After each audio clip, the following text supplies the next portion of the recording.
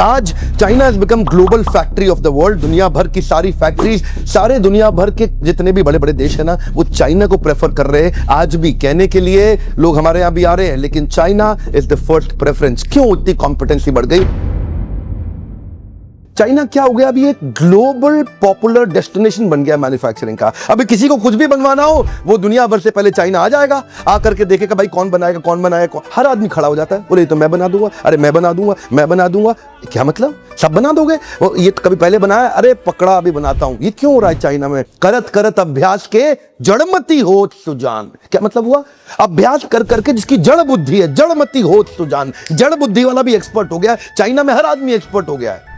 ऐसा हो गया जी, कुछ भी पकड़ा दो, नई चीज दिखाओ दिखाओ दिखाओ, बन जाएगा। आप चिंता मत करो, कब तक चाहिए लो पकड़ो, दे देता हूं आपको। देखिए वहां मैनेजमेंट लेवल की एजुकेशन, मैनेजमेंट लेवल की ट्रेनिंग बहुत ज्यादा है। ट्रेनिंग के सारे टूल्स का इस्तेमाल कर रहे हैं, इसलिए लोग प्रोडक्टिव हैं। सस्ते नहीं है, प्रोडक्टिव हैं, ज्यादा प्रोड्यूस कर देते हैं। इंडिया में मैं बधाई देता हूं हमारी सरकार को जो स्किल बिल्डिंग पे काम कर रही है, लेकिन नीचे अभी उसमें बहुत काम करना बाकी है। अगर स्किल बिल्डिंग हुआ तभी एम्प्लॉयबिलिटी आएगी, तभी देश में परिवर्तन आएगा। चाइना आज उसने सप्लाई चेन सिटीज बना दिए कई। ध्यान दीजिए, कम ऑन, क्या होता है सप्लाई चेन सिटीज?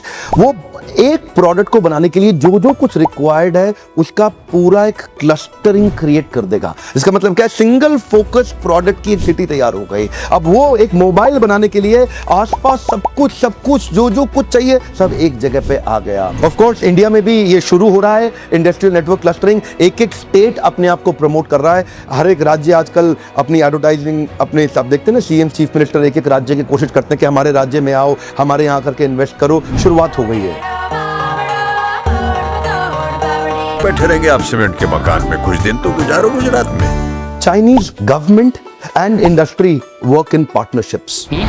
चाइना अपनी कॉर्पोरेट को साथ लेके चलती है और अपने पॉलिटिकल इंटरनेशनल इंटरेस्ट को भी साथ लेती है। कंट्री को ही लपेट लेती है पूरे। एक कंपनी को घुसाया, उस कंट्री को उठा लिया। पाकिस्तान घुस गए, पूरा चाइना पाकिस्तान लपेटने लगा। आपके सामने देख नहीं रहे क्या? अफ्रीकन कंट्रीज में घुस गए। इंडिया में ये सब नहीं हो सकता।